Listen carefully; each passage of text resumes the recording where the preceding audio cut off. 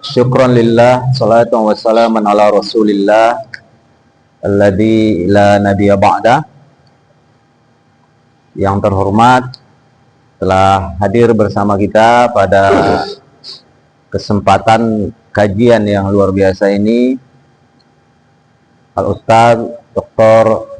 Ahmad Darlis MA, MPD, dan bersama kita juga para Al-Ustaz yang merupakan dosen-dosen pasca sarjana UIN Sumatera Utara Medan. Yang mulia adik-adik mahasiswa yang ikut nimbrung pada kesempatan kajian ini, serta hadirin sekalian yang berbahagia. Marilah kita bersyukur kepada Allah atas rahmat dan karunia yang diberikannya. Kita dapat berhadir pada kesempatan ini dalam rangka meneruskan tradisi yang coba kita bangun dan kembangkan menjadi kegiatan rutin, ya, menjadi kegiatan rutin yang insya Allah akan kita jalankan secara konsisten di pasca sarjana UINSU. Salawat dan salam kita sampaikan kepada Nabi Muhammad SAW. Mudah-mudahan kita senantiasa dapat mengamalkan ajaran yang dibawanya. Bapak Ibu sekalian, ini pertemuan yang kedua dari diskusi rutin atau kajian rutin yang coba kita gagas dan kembangkan di pasca sarjana UIN Sumatera Utara Medan, bekerja sama dengan Kenaziran Masjid Ulul Albab, ya, Ulul Albab, yaitu tempat kita saat ini melakukan kajian. Kajian ini diharapkan menjadi ikon, ya, yang akan dapat membangun kembali atmosfer ilmiah atau suasana ilmiah di kalangan kita sebagai penuntut ilmu, khususnya di UIN Sumatera Utara Medan, dan harapannya juga nanti berkembang di tengah-tengah masyarakat. Menjadi pesan bagi masyarakat bahwa betapa pentingnya ilmu itu dikaji, dikembangkan, dan dituntut, ya, dituntut secara optimal dan maksimal oleh setiap muslim, karena ini merupakan kewajiban bagi setiap muslim. Kedepan insya Allah kajian ini juga akan dikembangkan bukan hanya dalam bidang tasawuf, psikoterapi dan pendidikan, tetapi juga akan menyentuh bidang-bidang lain. Dalam rangka coba mengadopsi, coba mengembangkan apa yang menjadi landasan paradigma keilmuan UINSU, yaitu wahdatul ulum dengan pendekatan transdisipliner.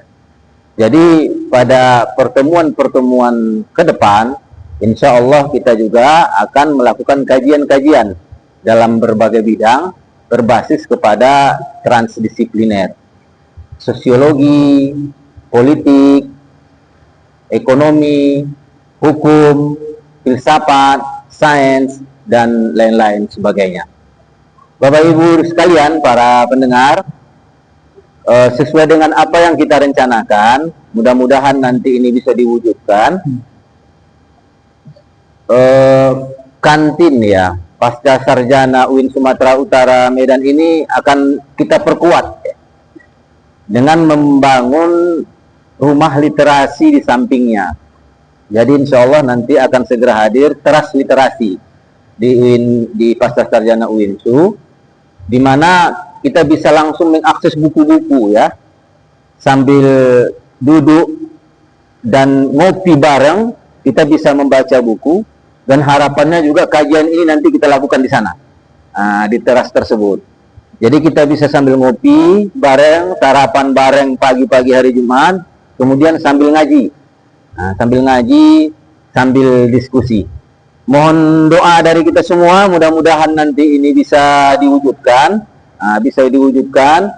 ini bisa kita kembangkan bersama-sama, bisa kita support, sehingga kajian-kajian ini nanti semakin berkembang, ya, semakin berkembang, karena ini merupakan tradisi tradisi dari para ulama kita. Tradisi dari ulama kita. Untuk menghemat waktu, saya kira kita langsung saja ya, langsung kita arahkan kepada pemateri pada hari ini. Konsepnya, beliau akan coba menguraikan di hadapan kita semua isi pengarang dari buku ini siapa gitu, yang akan beliau jelaskan ini. Kemudian bagaimana kira-kira latar belakang kehidupannya sehingga dia tumbuh menjadi ulama besar, ulama yang luar biasa, dan dirujuk. Bukunya dirujuk oleh para penuntut ilmu di hampir di seluruh dunia ya, di seluruh dunia. Lalu nanti beliau juga akan menjelaskan ya pokok-pokok pikiran apa saja yang ada dalam buku ini, sekaligus dikaitkan dengan tradisi Kutubit Turos. Kutubit Turos itu bagaimana sih cara membaca buku-buku jika bukunya yang seperti ini, gitu kira-kira dikaitkan. Lalu setelah itu nanti akan ada dialog. Barangkali di kesempatan awal bisa disampaikan sekitar 30 menit Ustadz. Setelah itu nanti kita berikan kesempatan dialog dan diskusi, dan terbuka peluang kepada para dosen, para akademisi yang ada di kesempatan ini memberikan tanggapan ya, memberikan masukan atau kritik dan lain sebagainya. Barangkali itu kepada Al-Ustaz yang luar biasa yang sengaja kita hadirkan pada hari ini, kita persilakan dengan segala hormat. Baik, terima kasih kepada Profesor Dr. Salahuddin.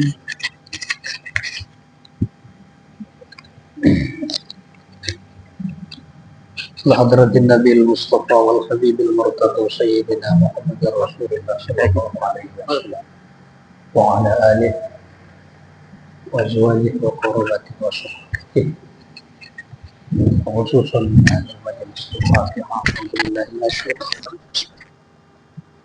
Ar-Rahmanir Rahim Maliki Yaumiddin Iyyaka na'budu wa iyyaka nasta'in ما أنعمت عليهم وإن المغضوب عليهم ولا الضالين. بسم الله الرحمن الرحيم والعصر إن الإنسان لفي خسر وعملوا الصالحات وتواصوا بالحق وتواصوا بالصبر. Assalamualaikum warahmatullahi wabarakatuh. Para dosen, adik-adik mahasiswa, Bapak Ibu sekalian, Ustadz Ustadzah, kita akan berdiskusi tentang pemikiran seorang tokoh. Walaupun sebenarnya ini tokoh nanti masih ada, tolong arahkan senior-seniornya. Kalau bisa ya, kami lagi ngaji ini ya. Ya. Bawa sini biar nampak dia. Ayo. Pertengahan lah. Seniornya sebenarnya masih banyak. Dan di bawahnya tentu lebih banyak, juniornya lebih banyak. Tokoh yang kita maksud itu masyhur dengan Ibnu Jama'ah. Beliau ini seorang ulama besar bermadzhab Syafi'i. Jadi ulama ini madzhab Syafi'i. Selain dia seorang faqih Syafi'i, dia juga muallim. Jadi dia mengumpulkan pada dirinya dua hal secara bersamaan. Dia ahli fikih, dia juga seorang pengajar. Ibnu Jama'ah. Kalau kita baca kitab-kitab sejarah tokoh itu, maka dikatakan Ibnu Jama'ah itu lahir 639 Hijriah, wafat 733. Kira-kira berapa tahun ya? 94 tahun umur. Cukup panjang. 639 733 Hijriah. Jadi 94 tahun itu umur yang luar biasa panjang. Ibnu Jama'ah. Sekilas beliau ini lahir di Suriah, wafatnya di Kairo, di Mesir. Lahirnya di Suriah, wafatnya di Mesir. Tapi dinamika perjalanan intelektualnya itu kemana-mana, termasuk di Mesir, termasuk di Syam, termasuk di Yerusalem atau di Al-Quds. dan dinamika jabatan yang dia duduki itu juga bermacam-macam. Mulai dari qadhi, lalu dimakzulkan, jadi qadhi lagi, lalu dimakzulkan, silih berganti, macam-macam dong. Akhirnya dia menjadi qadhi lagi sampai dia wafat. Konon dalam satu keterangan, Ibnu Jama'ah ini di akhir hidupnya mengalami kebutaan. Buta. Wallahu a'lam apakah itu majas atau memang betul buta. Tetapi ada teks yang mengatakan di akhir hidupnya Ibnu Jama'ah ini buta. Buta. Wallahu a'lam. Kemudian sepintas latar keilmuan beliau itu, ya dia berguru kepada ayahnya juga. Ya, dia berguru kepada ayah. Seorang ulama, anak dari seorang ulama. Memang enaknya begitu. Dia seorang ulama, ayahnya juga seorang ulama. Itu Ibnu Jama'ah. Selain ayahnya, dia juga berguru kepada syekh-syekh yang lain yang ada di zamannya. Nah, muridnya banyak. Muridnya banyak. Tidak terhitunglah muridnya banyak. Itu sepintas. Tapi begini, Bapak Ibu sekalian, yang terpenting karena ini konteksnya kitab pendidikan, yang terpenting kita ketahui bahwa Ibnu Jama'ah ini pemikiran pendidikannya dipengaruhi oleh Al-Imam Al-Ghazali. Dipengaruhi Imam Al-Ghazali. Ada satu kitab, saya bawa kitabnya ini.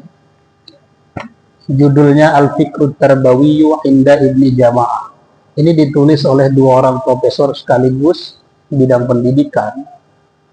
Beliau mengatakan begitu. Jadi ternyata pemikiran Ibnu Jama'ah itu dipengaruhi oleh Al-Imam Al-Ghazali. Walau tidak secara langsung dia berjumpa dengan Imam Al-Ghazali. Tetapi pemikiran pendidikannya sangat dipengaruhi oleh Imam Al-Ghazali. Maka di mukaddimah ini dikatakan ya corak-coraknya begitulah. Corak-coraknya begitu. Maka jangan heran kalau Bapak Ibu nanti tengok PDF-nya itu. Ada PDF-nya gratis.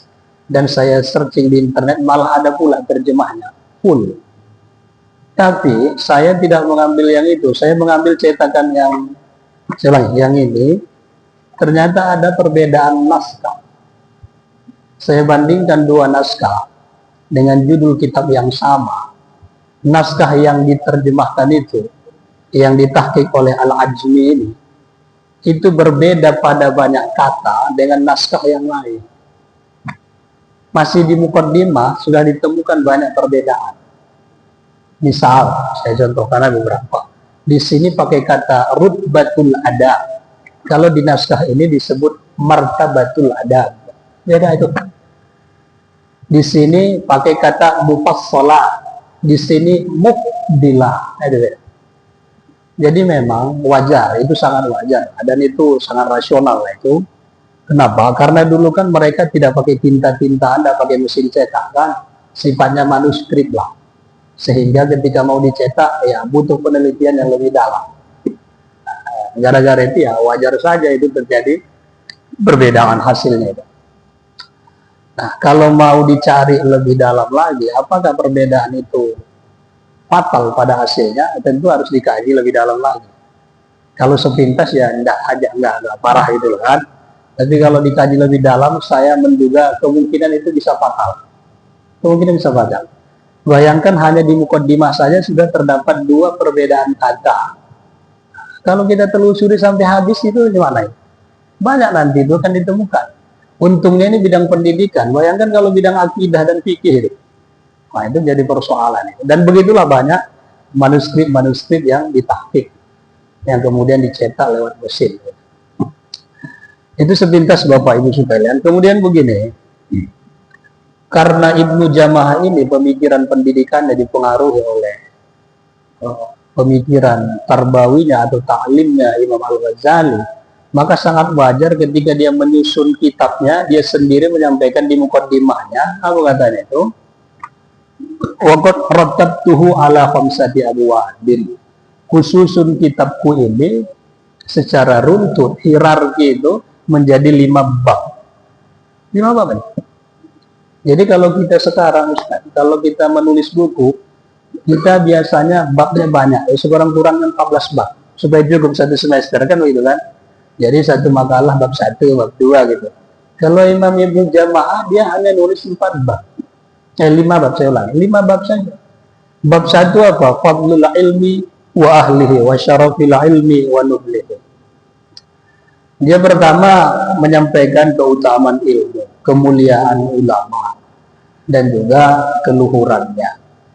Kalau kita baca kitab Ihya Ulumuddin, ya begitu. Dan kalau kita baca kitab-kitab seniornya Az-Zarnuji, ya begitu juga. Kalau kita baca kitab-kitab seniornya juga At-Tusi, ya begitu juga. Sama. Kalau kita baca juga kitab Ibnu Suhnun dalam satu kata, yang lain boleh mengatakan Ibnu Sahnun, dua-dua boleh. Ibnu Suhnun, ya begitu juga. Kita baca juga kitab seniornya Al-Qabisi, ya begitu juga. Nah, sehingga coraknya itu nggak jauh-jauh beda. Tapi satu hal yang harus kita pahami di sini, bahwa begitulah kemurnian keinginan Ibnu Jamaah meletakkan semua yang ditulisnya itu di atas landasan ideologis yang utuh, yang kokoh. Pakai agama itu. Makanya di bab 1 itu, di bab pertama tadi itu, ayat hadis qaulul ulama. Sama dengan Imam Ghazali gitu juga. Cuma dalam bab 1 ini saya pengen membacakan satu hal yang unik. Begini Bapak ya. Ada beberapa ayat yang disampaikan Imam Ibnu Jamaah. Cuma di ujungnya itu, di ujungnya. Saya pikir beliau ini bermain mantikiyah. Mantikiyah. Apa katanya? Katanya begini. Faqtadat al-ibtiyan annal ulama ayatan. Faqtadat ayatan annal ulama humul ladina yakhshawun. Nah, baru di ujungnya begini, hum khairul bariyah. Dia menyampaikan 2 ayat. Ayat pertama dia bilang apa? Orang yang takut kepada Tuhan itu hanya ulama. Hanya ulama. Lalu, coba, itu konstruksi berpikirnya Imam Ibnu Jamaah itu luar biasa. Ayat pertama dia sampaikan, orang yang takut kepada Tuhan itu adalah ulama. Dia bilang begitu.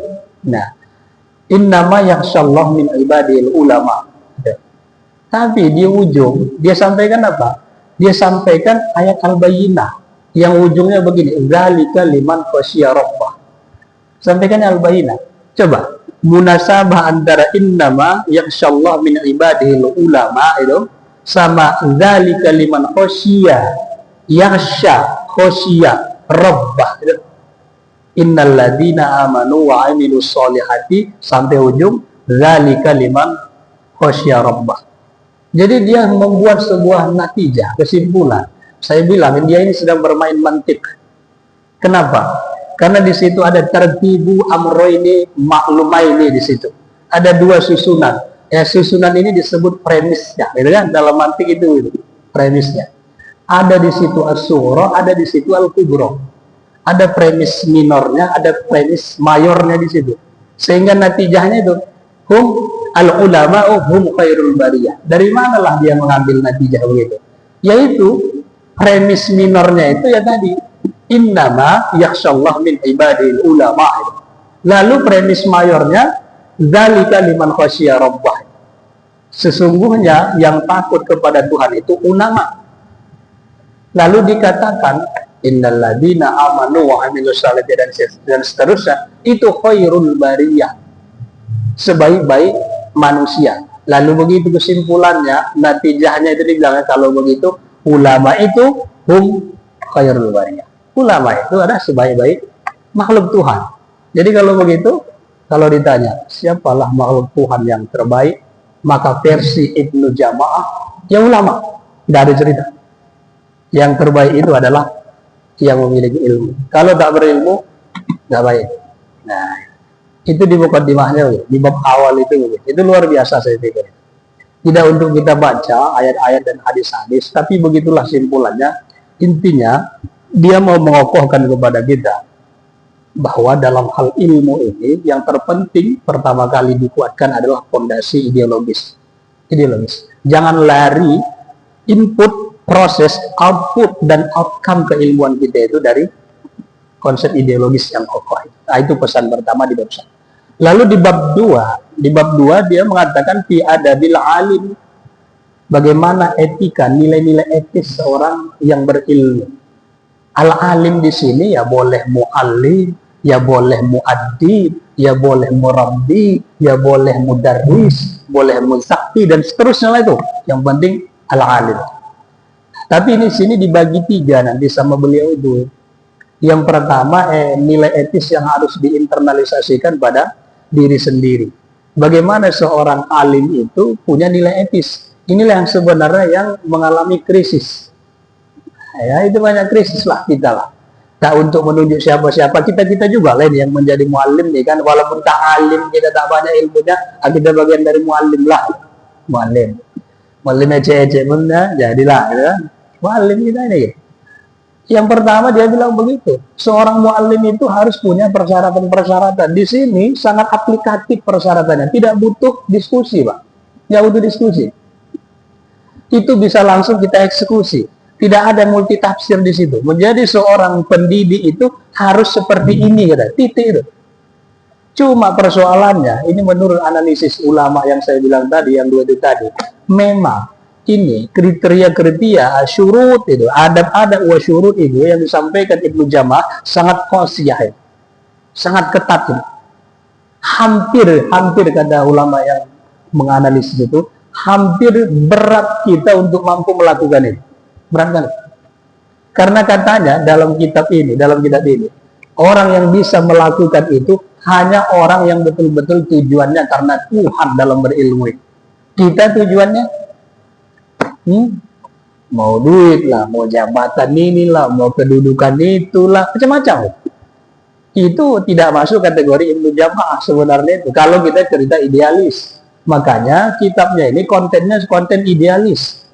Dan pada banyak hal tidak perlu dimultitafsirin karena sifatnya aplikatif. Cuma persoalannya, sanggupkah kita melakukannya atau tidak? Itu aja persoalannya. Di situ aja persoalannya. Nah, sama dengan kitab-kitab sebelumnya. Al-Ghazali mengatakan begini, idealis.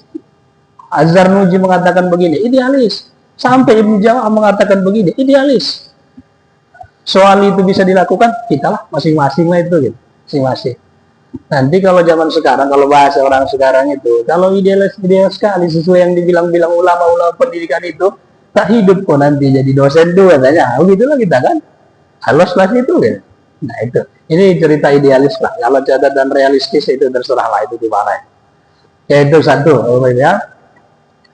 Nah kemudian nanti adab alim ini ada pada ketika berinteraksi dengan siswanya atau tulabnya lah, atau murid-muridnya. Baru yang ketiga nanti adabnya terhadap pelajarannya bagaimana. 3. Jadi bab adabul alim dibaginya 3. Begitu juga bab yang ketiga adabul muta'alim juga dibaginya 3. Bagaimana kepada dirinya, bagaimana kepada pelajarannya, bagaimana kepada syekhnya atau kepada gurunya. Itu yang ketiga.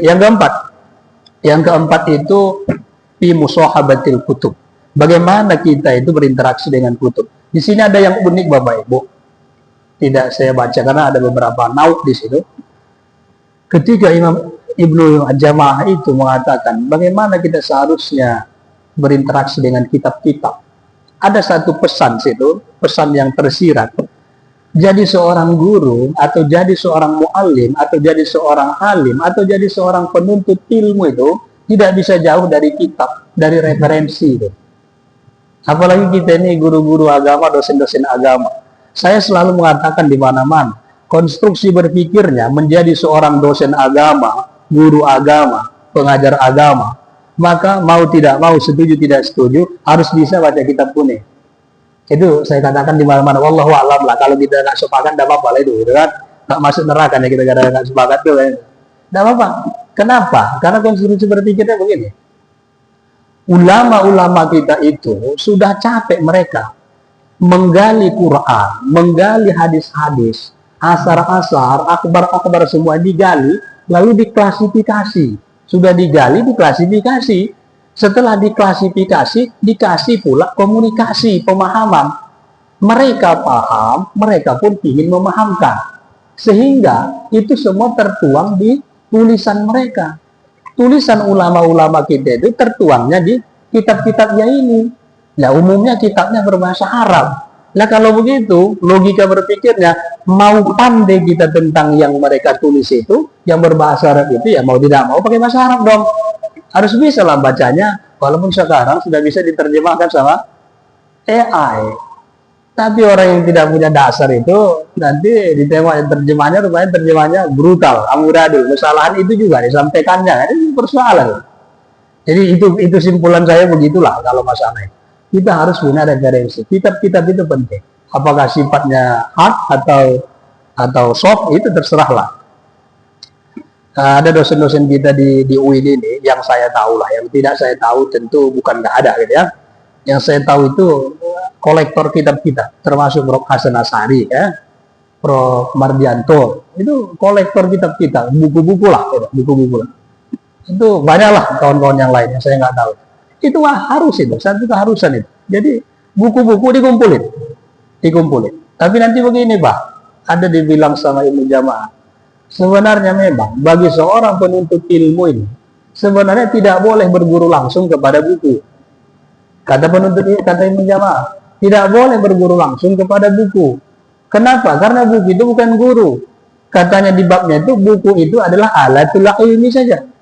Itu hanya media kita saja untuk mendapatkan ilmu. Jadi menuntut ilmu yang sesungguhnya, kata ilmu jamaah, adalah kepada syaikh, kepada guru. Inilah bertalaqi itu, inilah yang bersanad itu. Tapi sebagai langkah awal kita harus mengkoleksi kitab-kitab itu. Dan banyak nanti dibaginya itu, mulai cara mendapatkannya, meminjamnya, meletakkannya, menyusunnya, menulisnya, menyalinnya. Saya ketika membaca Ustaz, bagaimana menyusun kitab itu, rupanya ada etikanya juga. Kitab-kitab klasik juga mengadakan begitu. Cuma yang unik itu Ustaz, ketika menulis kitab, Ibnu Jamaah mengatakan, bagi seorang guru atau siapapun penulis, jangan kecil kali tulisannya. Jangan Ustaz. Saya teringat, kalau kita membeli kitab yang cetakan dalam negeri, kitab yang cetakan dalam negeri itu, umumnya tulisannya udah kocil-kocil, kertasnya kuning-kuning, mata pun sakit nengoknya kan. Ya, contoh, tapi apakah ini nanti kena delik hukum, saya nggak tahu, Abang Salam tanggung jawab nanti nih. Ada penerbit Haramain misalnya, ada pustaka hidayah dari dalam gitu kan, itu biasanya kecenderungannya tulisannya kecil-kecil. Kalau versi Ibnu Jamaah itu tak boleh. Tak boleh tulisannya kecil-kecil. Harus jelas. Kenapa tak boleh kecil-kecil? Supaya jelas memang. Bukan haram, bukan. Supaya jelasnya itu maksud dia itu.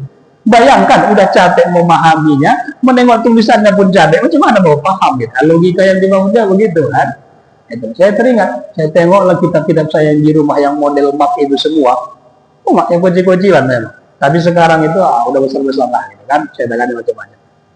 Begitu. Yaitu kemudian yang terakhir, bab yang kelima itu adabi suknal madaris. Ini. Begini Bapak Ibu, ini yang paling penting sebenarnya. Ini yang paling penting. Begini, saya mau merumuskan begini. Ulama-ulama yang senior Imam Ibnu Jamaah, semua itu membahas masalah fadlul ilmi wal ulama. Semua membahas masalah adabul muallim. Semua membahas masalah adabul muta'allim. Semua juga membahas masalah musabahatul kutub atau ta'amulul kutub, bagaimana berinteraksi dengan kitab-kitab. Tapi ada satu yang menjadi keunikan. Ini maudhu yang baru, atau yang disebut al-maudhu mustahdasah itu, atau mustajaddah itu. Itu maudhu yang baru. Apa itu? Bab yang kelima itu.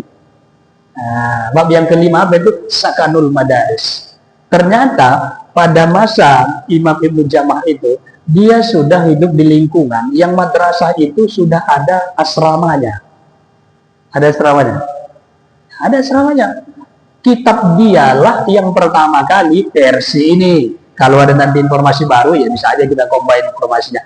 Versi 2 guru besar pendidikan ini, mereka mengatakan kitab Ibnu Jamaah lah yang baru mengakomodir adanya persoalan etis ketika membahas tentang sakanul madaris. asrama-asrama di madrasah-madrasah itu. Di sini ada asramanya loh, ada. Ayo. Jadi membangun asrama itu versi Imam Ibnu Jama'ah tidak sembarangan. Tidak sembarangan. Saya baca ini paling penting karena fenomenanya sangat kontekstual betul ini. Saya baca. Nah dia ho. Nah ada ambil. Ada nih. Saya ketika membaca ini teringatlah saya pesantren-pesantren kawan-kawan kita mikir, emak yang kena juga nih pesantren. Saya mikir apa bacanya? Begini ya. Nah, katanya begini.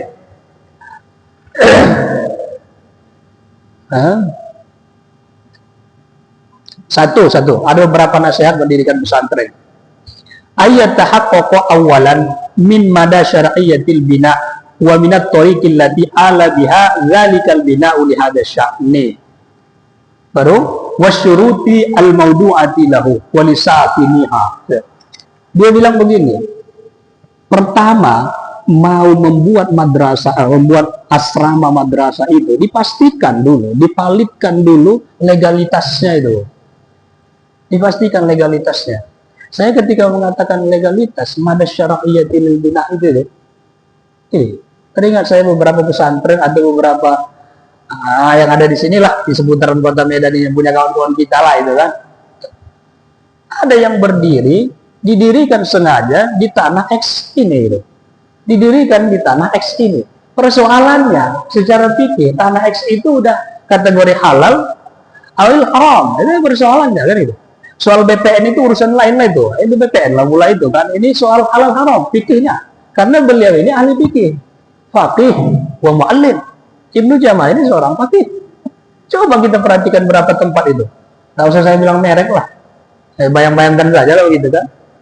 Mendirikannya di sini, dibuatnya asrama di sini, dibuatnya legalitasnya menjadi persoalan versi Ibnu Jama'ah itu. Kenapa? Karena kata Ibnu Jama'ah itu fatal kalau tidak diturutin. Apa kata dia itu? Wa illa fasakinu yata'arradu li khusrani dinihi wa samarati ilmihi. Kalau tidak diperhatikan validitas legalitas itu tadi, tanahkah, bangunannya kah, nggak dipastikan itu, maka akan terancam kerugian bagi yang meninggalnya. Kerugian apa? Agamanya dan buah keilmuannya. Tidak ada berkahnya itu. Dibuatnya proposal. Dibuatnya proposal. Lalu juga ada Pemprov juga itu. Ibnu Jama'ah menolak itu. Nah Ibnu Jama'ah menolak itu. Dibuatnya proposal tanda tangani. Yang sekian pula tanda tangannya gitu kan. Dia juga ada dapat 100 juta dibangunkannya 20 juta 80 entah kemana itu Allah a'lam bishawab itu kan begitu. Jadi inilah keunikan Ibnu Jama'ah, persoalan sakanul madaris. Jadi pada masa dia itu baru ada itu dan banyak orang yang tidak menjelaskan nilai-nilai etis dalam persoalan madaris. Kalau kita baca secara runut di asrama itu banyak kali hal-hal yang tidak dibolehkan oleh Ibnu Jama'ah. Banyak hal yang tidak dibolehkan. Termasuk bagi anak asrama yang tinggal di asrama tidak boleh duduk-duduk di lalu lalang masuk itu merusak penuntut ilmu. Tidak boleh itu rupanya. Bagi yang tinggal di lantai 2 kata dia, asrama bangunan lantai 2 atau lantai 3 ada nilai etisnya kita naik turunnya, tidak sembarangan kata beliau itu. Dan itu sifatnya aplikatif, tidak multitafsir. Dibilangnya tidak boleh begini, tidak boleh begitu, banyak kali di situ persoalan asrama itu. Jadi memang kalau mau kita simpulkan bahwa tidak ada beda kitabnya Ibnu Jama'ah dengan kitab-kitab yang lain itu yang sebelumnya kecuali persoalan sakanul madaris. Nah itu paling tidak versi inilah gitu kan. Bapak Ibu sekalian, jadi itu 4. Jadi begini Bapak Ibu ya, terakhir ini sebagai penutupnya begini. Jadi memang Ibnu Jama'ah itu hidup pada masa lampau. Tetapi pemikiran pendidikannya itu sangat relevan dengan hari ini. Sangat relevan dengan hari ini. Pertama yang perlu kita tanamkan itu adalah kita harus melakukan pendidikan ini, pengajaran berlandaskan ideologis yang kuat. Kita harus punya ilmu. Kita harus menghormati orang-orang berilmu. Kita harus menuntut ilmu. Tidak ada batas akhir dari penuntutan ilmu. Itu yang pertama. Yang kedua, nilai-nilai etis pada pendidik itu juga harus kita terapkan. Tapi ini lagi-lagi kata ulama kita itu sangat qasiyah, sangat ketat betul itu. Jadi kalau nggak murni karena Tuhan, maka sulit melakukan itu. Yang ketiga itu adalah bagaimana nilai etis pendidik, peserta didik. Ini kan salah satu yang miris juga. Tak ada lagi adab mahasiswa sama kita, gitu, sama dosennya. Tak ada adab siswanya sama gurunya. Itu kan persoalan yang serius hari ini kan. Rupanya pada masa beliau pun sudah ada itu. Sudah ada itu persoalan. Nah, kemudian yang terakhir itu bagaimana kita berinteraksi dengan kitab itu. Jadi kitab itu ya koleksi lah. Koleksi, baca, pahami, pahamkan. Tidak cukup dipahami tapi harus dipahamkan. Baru yang terakhir itu persoalan maskan atau sakanul madaris, yaitu asrama. Ya, apalah bisa dibilang itu boarding school juga ya. Boarding school juga pada hari ini. Wallahu a'lam bishawab. Itu pemantik diskusi. Silakan Bapak Ibu jika ada hal-hal yang perlu kita diskusikan.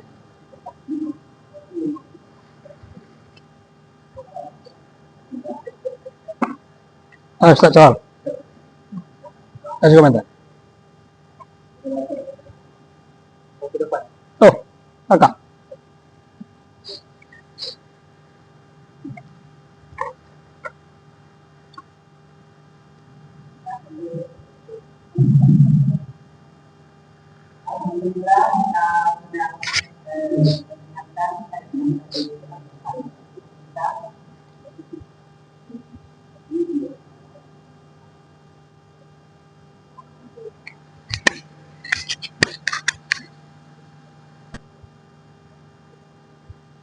Terima kasih Pak, luar biasa tadi kita apa namanya ilmunya kemudian pada jangan ya.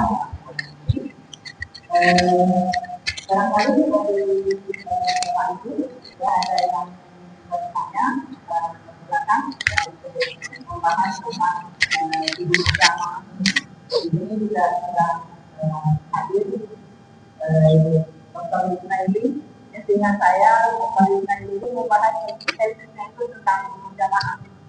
Ya, tadi ada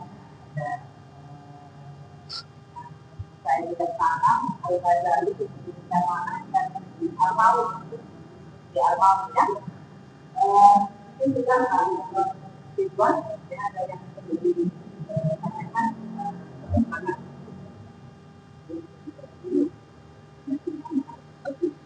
Kalau Ustaz dong, naon jurung baca ini? Kamu baca kitab Ustaz dong? Hadis dong?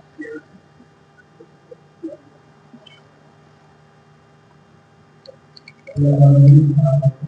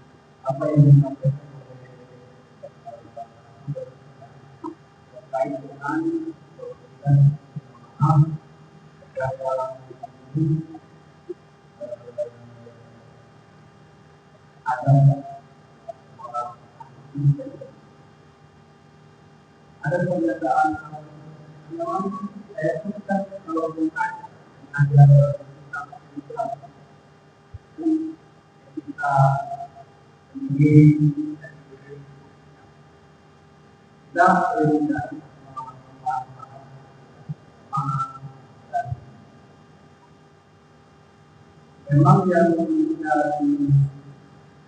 anak bagaimana tadi kita berpikir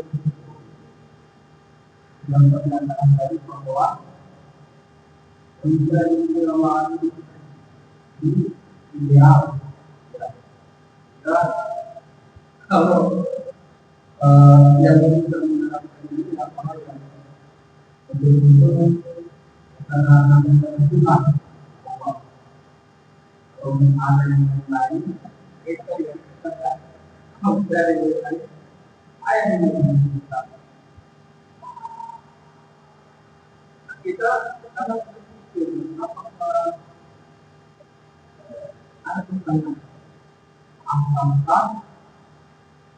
Kalau Tuhan tidak efektif,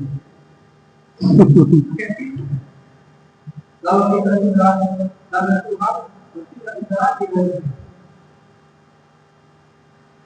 karena kita hanya membuat kita itu. Apakah pemikiran para ulama yang dari ya, seperti kita ada bisa diterapkan di kehidupan dan kita atau mungkin karena pemikiran itu yang dilakukan zaman sebelumnya pemikiran yang tidak bisa dipahami menggunakan atau melakukan penampilan kita jadi tidak bisa kita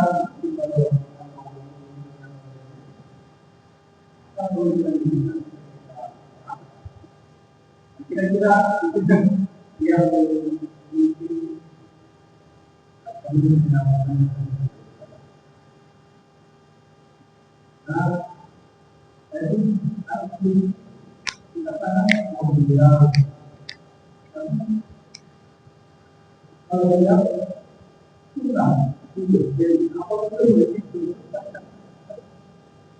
apakah Allah itu tidak mengajarkan yang tidak kalau kita itu apakah kita bisa dimiliki itu dan tidak apakah akan kita berhubungi itu kalau kita ada pada yang kita ini mau ini karena dia nanti punya ini nah itu yang kita dan memang itu adalah menjadi pedoman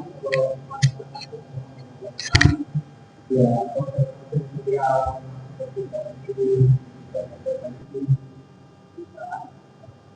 mungkin itu dari saya nanti untuk Allah. Terima kasih ada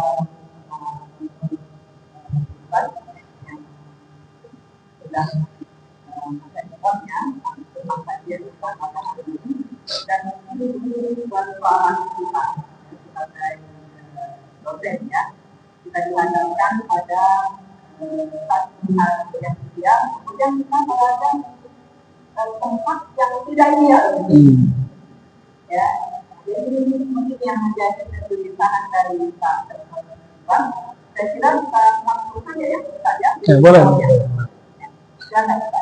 baik pertama gini luar biasa pertanyaan Pak Dr. Ridwan. Saya mau mengklasifikasinya pada dua hal. Yang pertama aspek terbawi, yang kedua aspek tauhid. Aspek tauhid nanti nomor 2 lah. Karena ada pakarnya teologi Islam di depan itu kan. Aspek terbawinya begini. Saya mau bacakan Ustaz ya. Kama ra'aina kanatish syurutu wal fadailu al-matlubatu mithaliyatan takriban. Nah, itu bahasanya begitu, bahasa teks. Syekh Abdul Amir Syamsuddin dan Syekh Abdul Hamid Fayyad beliau mengatakan begitu. Kita melihat uraian dari Ibnu Jamah itu misaliyatan takriban gitu. Hampir sempurna itu. Ideal betul itu uraiannya. Memang ideal lah. Tak boleh guru itu begini, tak boleh siswa itu begini, tak boleh begini. Kaku kali rasanya kaku kali. Gitu. Sampai kalimat dia bilang begini. Qad yasqumu tahqiquha ala kulli muta'allimin aw mu'allimin aw man yahwa al-ilma wa yarghabu fihi. Itu kalimat itu. Sehingga saking idealnya itu tadi misalnya dan takriban itu qad yasqumu tahqiquha untuk menginternalisasikannya itu, mengimplementasikannya itu waduh. Yasqumu itu sulit betul itu. Sulit tuh. Sulit. Ya sulit lah, sulit. Oh, wajib Bu. Di sini ada al-jiddu nanti di belakang itu ada urainya al-jiddu. Sama seperti kitab-kitab klasik juga ada al-jiddu itu. Sungguhan kesungguhan itu.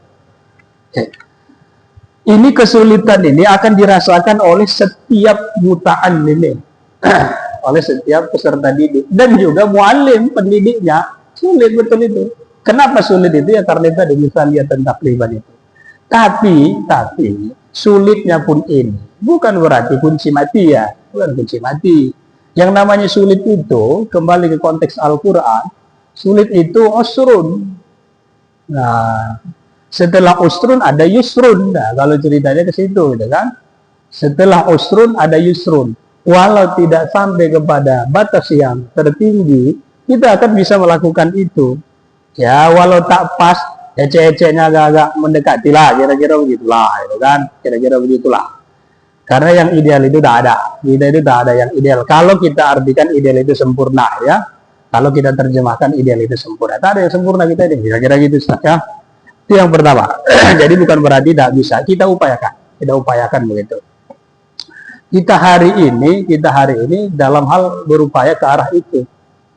Nah, karena di antara yang ideal itu bagaimana cara kita menuntut ilmu itu salah satunya ya ini salah satunya begini. Dengan mengkaji kita, melakukan mudzakarah itu bagian dari step-step mengarah kepada yang ideal itu. Itu contoh-contohnya saya.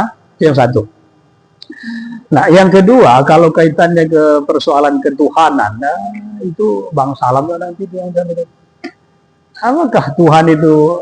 Itu kajian tauhid lah itu. Kalau sama Tuhan itu mana ada sesuatu yang lain lah. Yang ada itu cuma Tuhan lah itu kan itu. Kalau kajinya ke situ. Tapi ini jangan kita kajinya ke situ. Kalau menurut saya jangan kita bawa ke situnya. Kita bawa ke konteks tarbiyahnya saja. Karena konteks tarbiyah itu bisa kita lakukan secara bertahap. Kalau ketuhanan itu udah finish itu. Finish. Ya kita tidak bisa begini. Kalau begitu Tuhan itu beginilah. Udah. Nah, begitulah. Ini konteksnya bagus ke tarbiyah saja. Jangan di konteks ketuhanan. Nanti kalau ketuhanan masuklah kajian kodok-kodar di situ lah. Kalau sudah awak diciptakan Tuhan, dikodokan Tuhan itu bagus lah. Kalau ditakdirkan Tuhan tak elok lah. Itu nanti ke situ pula nanti larinya gitu kan. Nah, wallahu a'lam. Begitu Pak Dokter ya. Yang lain kalau masih ada tambahannya silakan.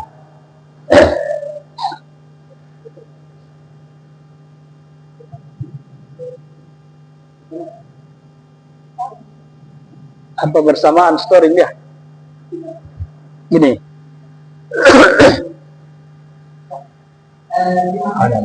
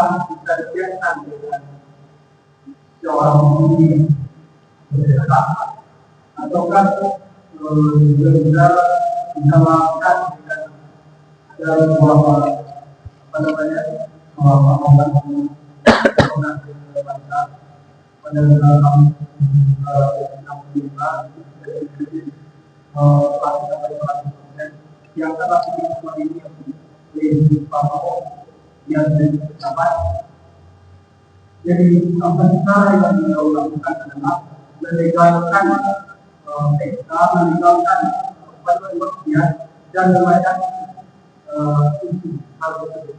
Sehingga hasil pajak yang kita dapat membangun sebuah daerah dan meningkatkan. Nanti secara jelas memiliki percampuran kebutuhan dan dengan tujuan kebaikan. Dengan hal bersama ataupun nama yang ada di bagian daripada tempat yang tidak dilakukan digunakan sebagai tempat yang objek, beliau langsung memberikan sama Rasul tetapi turun jelas dengan apakah alam, apakah Tuhan dan sebagainya. Jadi terima kasih. Baik. Ya, terima kasih Bu Ruki. Ini tujuannya bagus, tapi dengan peroleh dengan cara yang tidak bagus. Ya. Nah, ini gimana Bu? Ada silakan. Baik ya, begini. Pertama, konteks pemahaman Ibnu Jamaah. Kalau Ibnu Jamaah finish tuh dalam uraian kitab Tazkiratus Sami' wal Mutakallim fi Adabil Alim wal Muta'allim ini, finish yang haram wajib tinggalkan, yang subhat itu pun harus ikhtiyat ketika berbicara sakanul madaris. Itu Ibnu Jamaah. Jadi apapun konteks hari ini, kalau tidak sesuai dengan uraian Ibnu Jamaah, berarti itu bukan kategori Ibnu Jamaah lah itu, gitu kan? Itu satu hal ya. Hal yang kedua, kalau di luar konteks Imam Ibnu Jamaah, mungkin bisa lo dicari-cari celahnya supaya agak legal itu kan, itu kan? Ya itu nanti kajiannya kajian fikih lah ya, kajian fikih yang lain lah. Kalau Ibnu Jamaah sudah finish itu. Jangankan yang haram, subhan pun itu harus dijauhi kata beliau.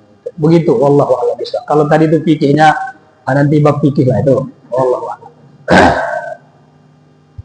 Baik, terima kasih Pak atas jawabannya.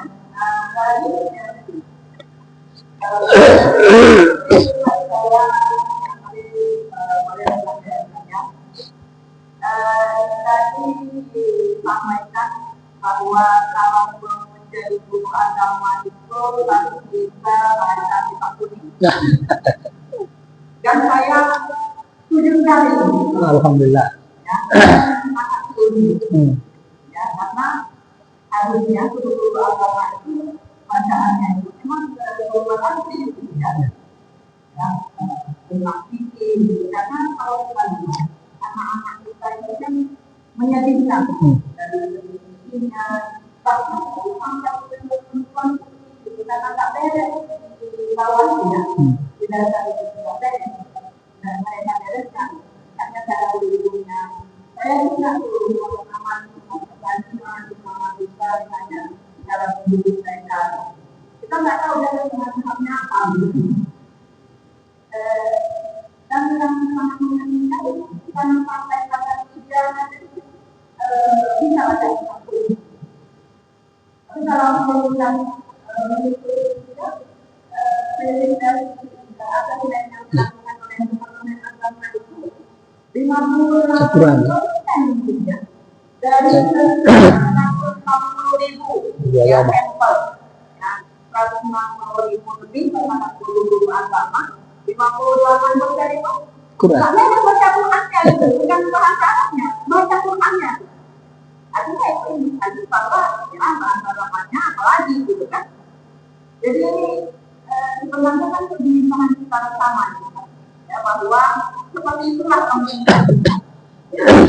Itu jawaban kita sama wajar tadi gitu kan. Ini luar biasa ini. Dan ini kajian-kajian seperti ini kita bisa tinggal dari pada ulama-ulama itu kita karena kita dalam melihat misalnya guru agama kita yang dibacanya itu bukan beberapa apa namanya level gitu ya, di atas mengutip di atas kutipan bukan sumber kedua, sumber ke-10 gitu. Jadi kira-kira pertanyaan apa itu?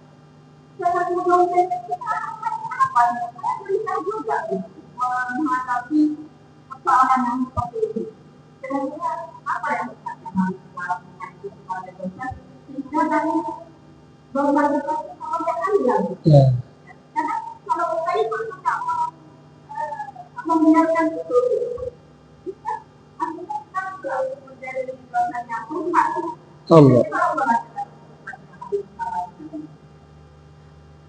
Baik, luar biasa Bu. Betul dong. Saya membagi dua hal. Yang pertama tentang Quran, yang kedua tentang kitab kuning. Begini.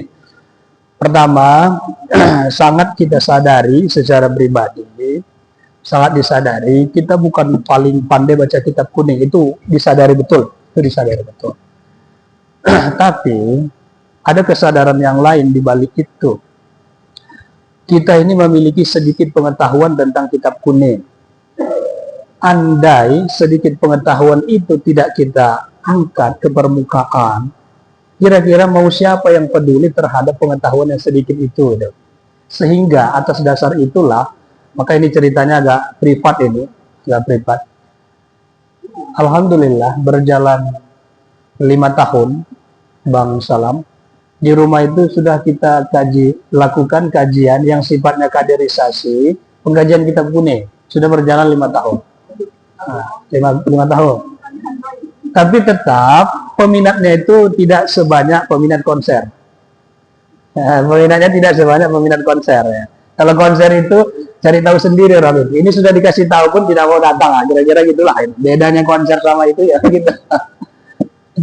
Itu bukan karena saya merasa paling aku pandai baca kitab, bukan. Kita itu memang beda sama ulama-ulama terdahulu. Memang begitulah apanya, sunnatullahnya itu. Ulama dahulu itu ilmunya banyak kali, turun sedikit banyak, turun lagi agak banyak, turun lagi hampir banyak gitu. Sampai kita hari ini tak banyak gitu kan. Tapi kalau kita redupkan itu semua, kira-kira mau siapa yang memperhatikan umat kita ini kan begitu, logika berpikirnya gitu Bu. Jadi kalau begitu, tak ada akar rotan pun jadi ya, kira-kira gitulah. Kalau tak ada pula yang bergerak di bidang itu ya, karena ulamanya sudah mati, sudah meninggal semua mendahului kita yang tahu sedikit ini lah peduli, apalagi kita lah.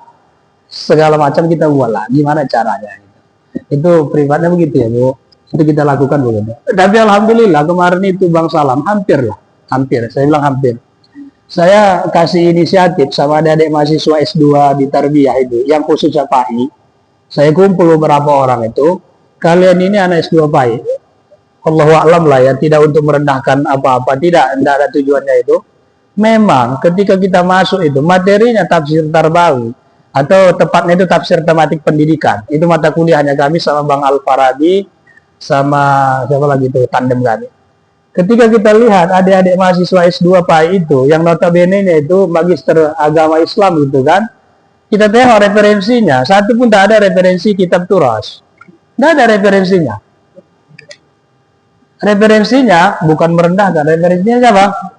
Ilmu pendidikan Islam, Abu Dinata, misalnya gitu kan, ilmu pendidikan tafsir gitu, bagus.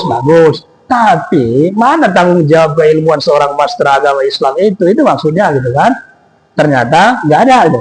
Gara-gara itu saya bilang kepada mereka, kalau kalian mau bersedia aja mau meluangkan waktu, cari kelas, cari infokus, kita sediakan waktu, tidak usah panjang-panjang, 1 jam, 1,5 jam paling lama itu. Kita kaji kitab-kitab pendidikan Islam di sini. Saya bilang itu Bang Salam sama adik-adik mahasiswa itu, baik Pak, ada baiknya ya.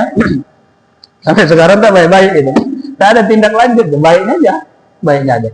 Saya bilang itu free, nggak perlu pakai bayaran apa-apa, karena bentuk tanggung jawab kita itu, gitu kan? Nggak ada. Gitu. Nah, itu salah satu upaya-upaya yang bisa kita lakukan. Kalau dalam hal kitab ini. Kemudian dalam Al-Quran tadi itu, masalah Al-Quran tadi, iya miris kita di grup PAI kita itu Bu ya, yang disampaikan itu kan, pertama Prof Hasan menyampaikan itu kan, memang iya, miris betul kita itu. Ya kalau analisis saya yang pendek inilah, walaupun nanti banyak analisis lagi yang lain itu, analisis saya yang pendek itu, ya salah di input juga lah itu kan, salah di input juga lah itu. Ketika dulu penerimaan mahasiswa baru, orientasinya kan bukan mau membentuk mereka pandai baca Quran dan seterusnya kan, yang penting mahasiswanya banyak kan begitu, kan logikanya begitu. Sehingga banyaklah mahasiswanya gitu. Yang banyak itu, ya itu kan efeknya jadi begitu, dampak negatifnya begitu. Nah kalau begitu, ya tugas kita bersama lah, tanggung jawab kita bersama. Saya teringat siapa ulama di Medan ini yang bilang begitu. Kalau berdosa berjamaah lah kita kata itu. Nah, kalau salah bersama lah kita itu, nah lagi tanggung jawab bersama gitu. Begitu Bu, wallahu a'lam.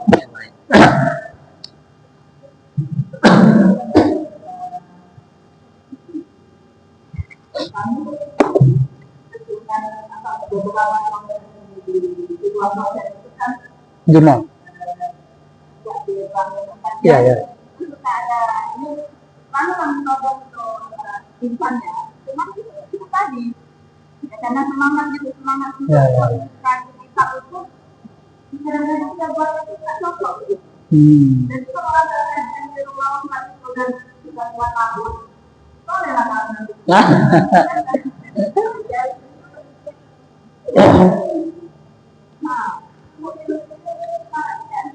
Iya, masya Allah. Jadi apa namanya? Saya terima kasih ya sama Pak Wadi. Kajian ini memang ya namanya kita itu kali ini gitu ya.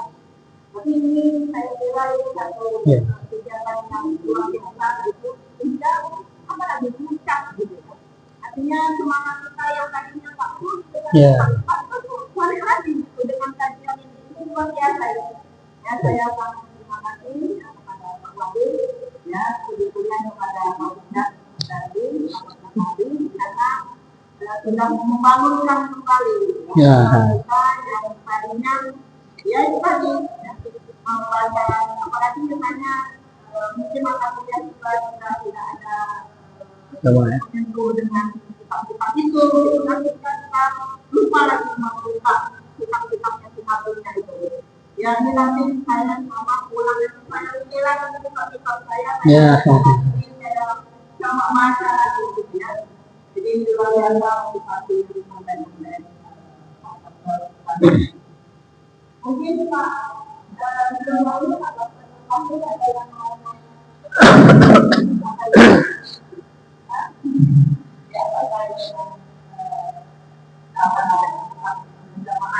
di persoalan adab ya, dulu dan kalau bukan ulangan dulu semuanya tadi itu. Sebelumnya kita melakukan itu, hari ini kita lupakan adab itu. Ya, misalnya niat karena Allah itu ya di dalam kitab itu niat itu memang tidak untuk apa, yang lainnya tidak ada. Karena kita harus itu. Ya walaupun ada karena Allah kan ada juga niat yang lain ya. Jadi ini harus kita pahami lagi ya. Apa namanya adab ini yang memang yang disampaikan oleh Pak tadi. Jadi kita benar-benar berkah. Keberkahan itu yang mungkin maaf ya, yang bahagiannya sudah dikabul.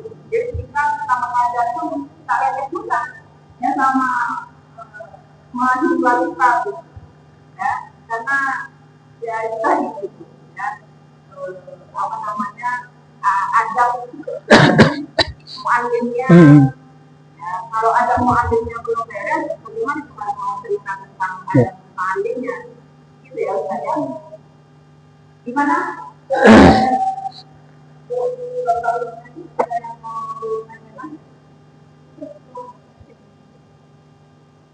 Ini ada yang bertanya itu kan ada soal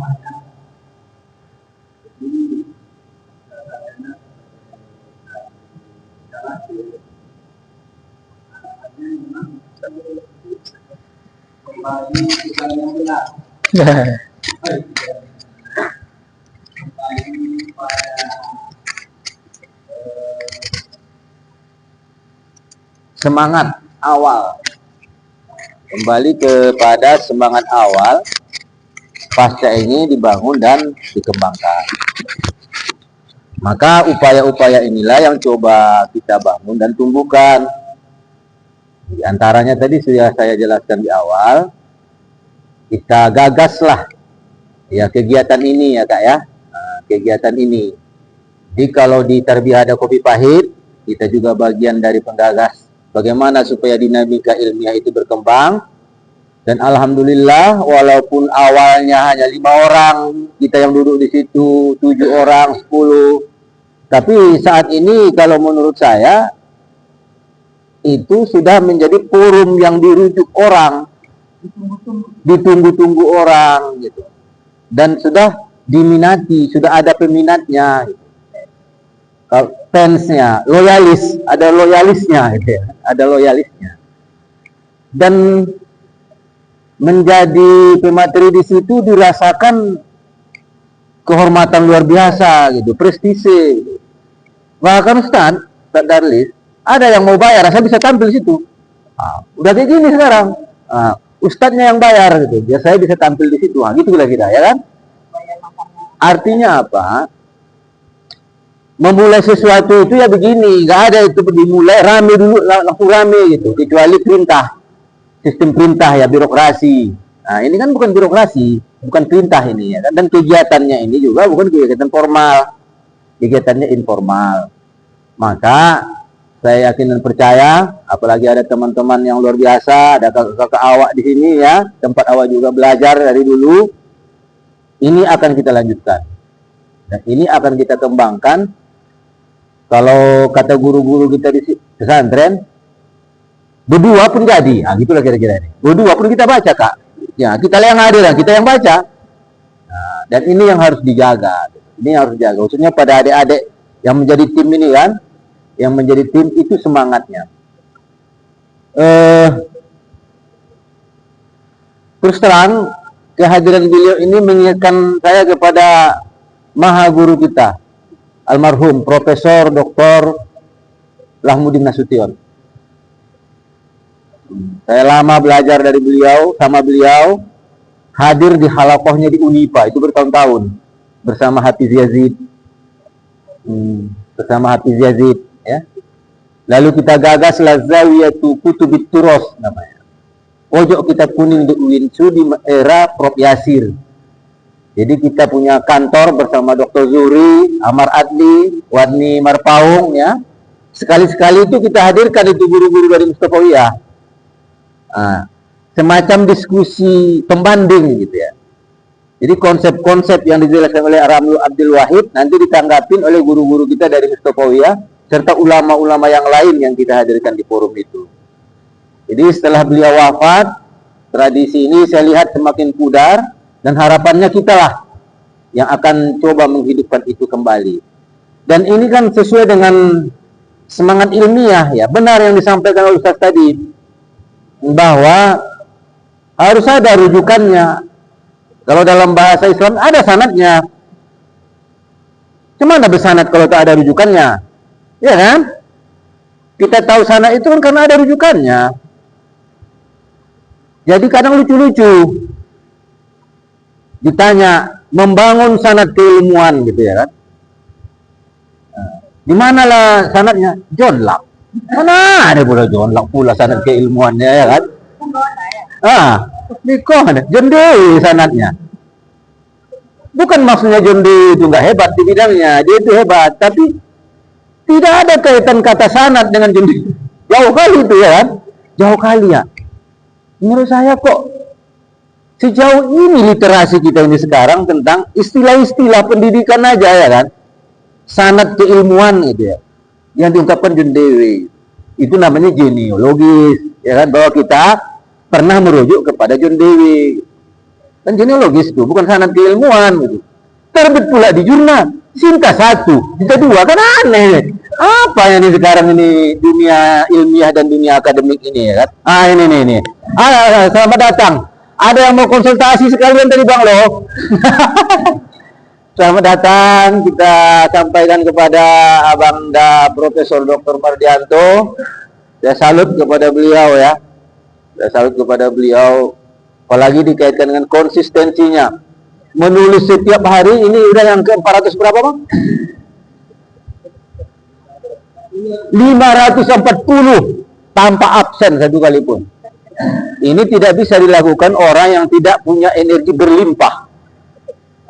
Dan energi berlimpah itu tidak akan bisa didapatkan oleh setiap orang kecuali mereka yang mukhlasin. Bukan hanya ikhlas. Ikhlas beda dengan mukhlasin. Kalau mukhlasin itu diikhlaskan Allah. Diikhlaskan Allah. Kira-kira begitu. Menarik kajiannya tadi Abang Da terkait Ibnu Jamaah. Jadi kata Ibnu Jamaah menurut Ustadz kita ini tak boleh bangun pesantren di lahan ex-PTPN. Gitu tadi ya kan. Saya kembalikanlah kepada Ustadz. Lagi ada Bang Mardianto ya kan. Dijelaskan dulu Ustadz. Biar nanti dijelasin nih lahan PTPN ini ya kan.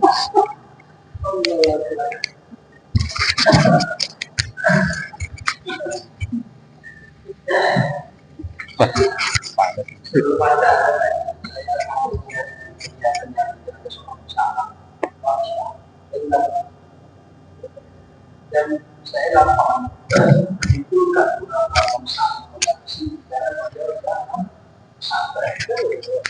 pesantren yang sudah bersentuhan betul dengan kitab kuning, wajarlah kalau dia menggagasi, dan itu bagus sangat bagus pun, bukan bagus, sangat bagus. Nah gitu. Jadi prinsipnya ya kalau kita memang sama-sama memiliki persepsi yang berdekatan tentang hal ini, bisalah berkolaborasi bersama. Nah, semakin kuat kita kalau bersama. Kalau istilah Prof. Mardianto itu bersinergi untuk membangun kontribusi. Itu Bro, kan? Bersinergi, berkolaborasi, nah, seterusnya. Begitu. Memang itu betul Kak, yang tadi Kakak bilang itu terkait dengan miris kita kepada muallim itu tadi. Memang ya kalau muallimnya pula orang buta, lalu dia membimbing yang buta, maka akan masuk ke dalam lubang yang sama. Saya teringat satu kitab pendidikan. Ini ditulis oleh Abdul Salim As-Salafi. Itu diterbitkan Pak Prof tahun 1914 Masehi di Beirut. Nah, itu judul kitabnya Usulut Tarbiyah wa Ta'lim. Tapi saya punyanya PDF. Kalau hardnya enggak ada. PDF itu udah banyak gratis di download gitu kan. Ada ungkapan dia Kak, di Muqaddimah itu belum masuk di kontennya intinya. Di Muqaddimah dia bilang begini. Iza aradtum islahal madrasati fa'allimu mu'allimaha awalan kaifa yu'allimu gitu. Kalau kita ini punya persepsi yang sama untuk memperbaiki, mereformasi sekolah-sekolah kita, madrasah-madrasah kita itu, maka yang pertama kali kita lakukan itu apa? Fa'allimu mu'allimaha. Maka yang pertama kita pretelin itu, kita servis itu ya mu'allimnya dulu katanya. Yes, mu'allimnya dulu. Kenapa? Wa illa, ini statement akhirnya ini yang luar biasa. Wa illa, kalau tidak kita lakukan seperti itu, maka dia bilang ibaratnya laksana katanya fa'a'ma yakudu a'ma wa kilahuma yasqutani fi hufratin. Itu kalimatnya ini. Kalau tidak begitu, kalau nggak kita didik itu, maka itu laksana ada seorang yang buta, lalu membimbing orang, menuntun yang buta, kedua-duanya akan masuk ke dalam lubang yang sama itu. Nah kalau kita pingin pula calon guru PAI kita, alumni PAI kita itu bisa baca Quran betul-betul, maka ya, siapa yang mengajarinya itu? Gitu. Kira-kira gitulah. Gitu. Siapa yang mengajari mereka itu kan? Kita juga lah dosennya kan itu. Kalau dosennya pun pula tak bisa baca Quran, ya cuma mengharapkannya pula anak-anak mahasiswa bisa baca Quran. Ya soal input lah, soal input dari itu lah. Betul itu. Tapi statement siapa tadi itu, Abdul Salim Salafi itu tadi, itu selalu dikutip oleh penulis-penulis pendidikan, tapi tidak dinisbahkan sama dia. Itu dikutip begitu saja. Itu macam apa namanya? Plagiat aja itu, plagiat. Saya temukan beberapa kitab kontemporer itu menukil itu, tapi tidak dikutip bahwa itu ucapannya Abdul Salim Salafi itu tadi. Padahal itu kitabnya sudah diterbitkan tahun 1914 Masehi di Beirut. Ternyata dulu di Beirut itu ada Universitas Amerika of Beirut. Ada rupanya di situ. Setelah saya baca itu, di Beirut ada Universitas Amerika. Katanya di kitab itu, Allah a'lam lah betulnya atau tidak itu. Begitu Kak komen saya. Itu aja lah Bang ya. Tahu ada perusahaan dari Pak Mar lah. Nilai Pak.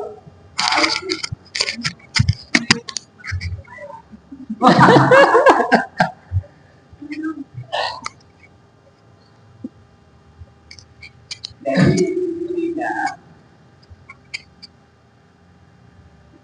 walaupun awal bentuknya itu lebih terkenal, tapi sesuai nanti dengan perkembangan, tapi kita cari level yang sesuai dengan keinginan berat semua, ya, apa yang kita lakukan. Jadi tadi ya saya awal agar Bapak mohon doanya Bang Prof dan kita semua segera pustaka itu kita pindahkan ke bawah rencananya. Jadi ini ada kantin, di sebelahnya itu ada ruang kaca. Jadi buku ini rencananya kita pajang di situ semua. Lalu teras pasca ini semua itu menjadi teras literasi. Jadi kita duduk di sela di situ sambil ngopi, Bang. Nah, sini kan kadang kalau yang ibu-ibu itu segan masuk ke masjid, nah gitu-gitu. Apalagi saat halangan gitu kan. Jadi rencana di situ konsepnya seperti konsep kopi pahit. Cuma sistem kajiannya ini yang kita perkuat, menukik ya, harapan kita itu betul-betul harus punya rujukan gitu kan. Kalau basisnya penelitian, kalau buku-buku. Kalau Abang ada 15 buku Abang ya, berapa udah Bang? 15 kan? 15 karya beliau. Ya, bahkan lebih ya dalam bentuk buku, belum lagi dalam bentuk penelitian. Jadi 15 buku itu kita bedah di sini. Gitu.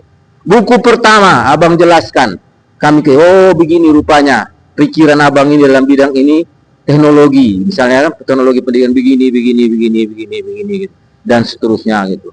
Nah, kira-kira seperti ini. Ada yang kajiannya terus merujuk kepada ulama-ulama terdahulu. Bisa jadi nanti pada pertemuan berikutnya karya Adinda ini yang kita tampilkan pikiran beliau murni dalam bidang pendidikan itu apa sih? Gitu. Kak Yus. Jadi kalau begitu polanya, maka semua kita berpeluang menjadi narasumber. Termasuk Ustaz, ya kan? Ustaz Rapono, ada Kak Yus nanti, ini kakak ini. Dan harus siap menjadi narasumber. Jadi memang betul-betul disiapkan, ya kan? Dan rujukannya buku, gak bisa cakap aja gitu loh. Apa misinya? Misinya semangatnya penguatan literasi lah, penguatan literasi. Jadi di saat AI merebak, kita juga pening, ya kan? Lalu mudah-mudahan ya kalau kita ajak ngaji-ngaji begini, ya adalah yang terinspirasi kawan-kawan kita ini, ya kan? Kembali, kalau bahasa saya kembali ke jalan yang benar maksudnya. Oke Bang, sedikit Bang, mohon semangat aja lah, kasih semangat ini ya Bang.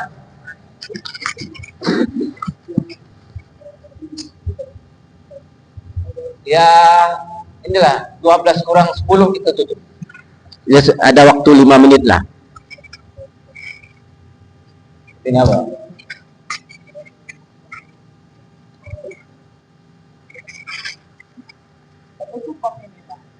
Support. Ada jalan terbuka pula ya, itu makanya tuh. Bismillahirrahmanirrahim. Assalamualaikum warahmatullahi wabarakatuh. Terima kasih kepada Pak Profesor Salam. Saya datang kemari memang mau melihat ini. Pak Dr. Darlis, saya tahu bahwa beliau itu ada satu spesifikasi yang memang punya keahliannya membaca kitab. Dan nyambung juga cerita Pak Dr. Salam ini, Profesor Salam ini juga dulu pernah nyambung juga cerita sama saya. Kalau anak-anak pesantren habis ujian semester biasanya nggak pulang tuh ya. Sebagian anak itu harus akan mendapat disepuh, diampuh oleh kiainya gitu ya. Pak Dr. Darlis ini kita tahu S1, S2, S3-nya memang semua pendidikan agama Islam. Kalau dulu orang bilang awalnya ilmu itu kalau linear itu bagus, kemudian ada lintas linear itu lebih bagus, sekarang balik lagi linear bagus. Saya pikir itu kita abaikan lah. Apa yang ada pada ilmu kita, apalagi sekarang secara formal, orang mau jadi guru besar adalah dari S3-nya. Apapun S1, S2-nya, kan itu. kajian seperti ini, komentar saya adalah inilah salah satu pilihan, istilahnya oasis di tengah gurun pasir, ketika orang dengan mudahnya mendapatkan informasi dari gadget, tapi punya kelebihan dan kelemahan. Justru kita kajian-kajian kitab turah istilahnya, yang betul-betul menupik mendalam, itu sangat langka. Ini sudah perpaduan antara teknologi dan secara oral disampaikan oleh Pak Dr. Dalis. Saya seperti disiplin ilmu saya, teknologi pendidikan, visinya mempermudah orang belajar. Apalagi yang dikaji Pak Dalis ini, di playernya ada gambar cover bukunya. Ya, saya lihat itu, saya pun nggak pandai bacanya, walaupun saya sanawiyah ya. Yang saya bayangkan, walaupun saya nggak ikut dari awal karena ada misi kegiatan lain, tapi saya kejar, saya harus jumpa di sini. Saya bayangkan penulis itu biasanya kan kita tahu siapa gurunya gitu ya. Tadi udah disampaikan, saya senang itu. Dan mungkin siapa murid dapat dari penulis itu, sampailah ke Pak Darlis, mungkin gitu Pak. Dan itu selalu menjadi kajian saya, sanad keilmuan yang selalu saya diskusin kepada mereka berdua ini. Menurut saya itu adalah sebuah tawaran dan menjadi penting hari ini, sanad atau parental keilmuan. Sehingga buku itu tetap menjadi suci, tetap membawa hikmah kepada kita semua. Kalau nggak kita yang membawa buku itu, siapa lagi? Rekomendasi saya selalu, buku guru saya harus dibaca oleh murid saya. Saya percaya Pak Darlis ini, mungkin Pak Dokter ini, akan merekomendasi buku ini supaya dibaca oleh murid-muridnya. Siapapun yang jadi pembimbing skripsi, tesis, atau disertasi, mungkin Pak Dr. Darlis merekomendasi, baca ini. Yang nggak relevan bisa direlevankan. Saya pikir begitu. Saya pun akan begitu. Itulah cara kita menghormati guru kita. Media seperti ini adalah sebuah pilihan, menurut saya itu bagus. Tadi cerita saya menulis Pak, kegiatan seperti ini banyak kita mungkin sudah pernah mengalami. Sekali, dua kali bagus, tiga kali bagus, ada yang melempem. Termasuk copy paste. Insya Allah sampai sekarang, walaupun dua kali itu absen. Waktu mau absen itu saya komentar, maaf, ini kan apa ya saya ceritanya. Jangan sempat putus. Kalau putus, ya saya nggak, insya Allah saya nggak pernah putus kalau yang tulis itu ya. Kecuali hari Ahad memang saya nggak nulis. Itu konsisten itu sangat penting Pak. Kalau nggak ada pemakalan nanti Bapak ini jadi pemakalan, memang gitu Pak. Siapapun harus jadi. Jadi saya memang udah daftar kemarin setelah Pak Darlis ini, insya Allah saya sudah siapkan ya buku saya, buku teknologi pendidikan. Ya mantap. Judulnya komponen display teori. Itu M. David Merrill. Memang itu buku teknologi pendidikan, bukunya gurunya guru saya. Insya Allah murid-murid saya pun saya suruh baca buku. Mungkin begitu cara kita menghargai guru dan begitu cara kita menyebarkan ilmu. Terima kasih Pak Dr. Dalis, saya senang di sini. Terima kasih Pak Dr. Salam, S2 Pak Ibu ya, yang mungkin banyak hadir di sini, Ustaz-Ustaz semua. Terima kasih. Assalamualaikum warahmatullahi wabarakatuh. Baik, terima kasih ya, sejatinya. Mudah-mudahan apa yang sudah sampaikan itu menjadi motivasi ya Kak ya bagi kita semua.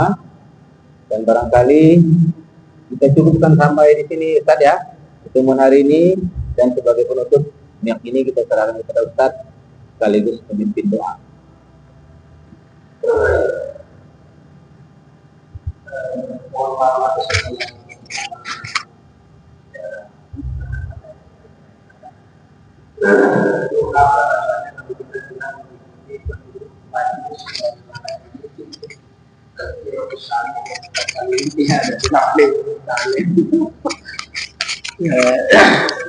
Kalau tuntutannya memang harus doa baru kifaratul majelis.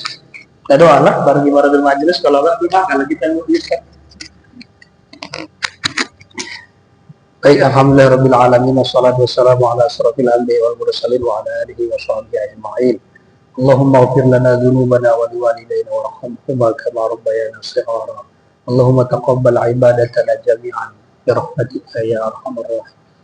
Rabbana la tuzigh qulubana ba'da idh hadaytana wa hab lana min ladunka rahmah innaka antal wahhab. Rabbana atina fid dunya hasanah wa fil akhirati hasanah wa qina adzabannar. Sallallahu alaihi sayyidina Muhammadin nabiyil ummi wa ala alihi wa sahbihi ajma'in. Subhana rabbika rabbil izzati amma yasifun wa salamun alal mursalin walhamdulillahi rabbil alamin. Subhanakallahumma bihamdika asyhadu an la ilaha illa anta astaghfiruka wa atubu ilaik. Assalamualaikum warahmatullahi wabarakatuh.